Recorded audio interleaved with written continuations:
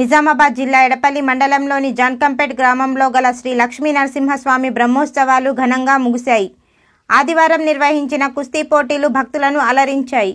ఈ సందర్భంగా చివరి రోజు కుస్తీ పోటీలను నిర్వహించడం ఆనవాయితీ. ఈ కుస్తీ పోటీల్లో స్థానికులే కాకుండా మహారాష్ట్ర, కర్ణాటక నుండి మల్లయోధులు ఇక్కడికి వచ్చి కుస్తీ పోటీల్లో పాల్గొన్నారు. స్థానిక గౌడ సంఘం ఆధ్వర్యంలో ఈ కుస్తీ పోటీల నిర్వహణ కార్యక్రమం జరిగింది. గెలిచిన మల్లయోధులకు నగదు బహుమతితో పాటు వెండి కడియాన్ని అందజేశారు. ఈ కార్యక్రమంలో గ్రామ పెద్దలు విజయ్ కుమార్ గౌడ్, ఎంపీటీసీ మంద సంజీవ్, సహకార సంఘం చైర్మన్ మిద్దె నరేందర్, తాజా మాజీ సర్పంచ్ వెల్మల విజయ్, గంగా కిషోర్, ఉప్పు సురేష్, మిద్దె చిన్నయ్య, జక్కం బాలింగం, బాగిర్తి గంగాధర్, ఈవో వేణు తదితరులు పాల్గొన్నారు. ఎలాంటి అవాంఛనీయ సంఘటనలు జరగకుండా ఎడపల్లి ఎస్ఐ విక్రమ్ బందోబస్తు నిర్వహించారు.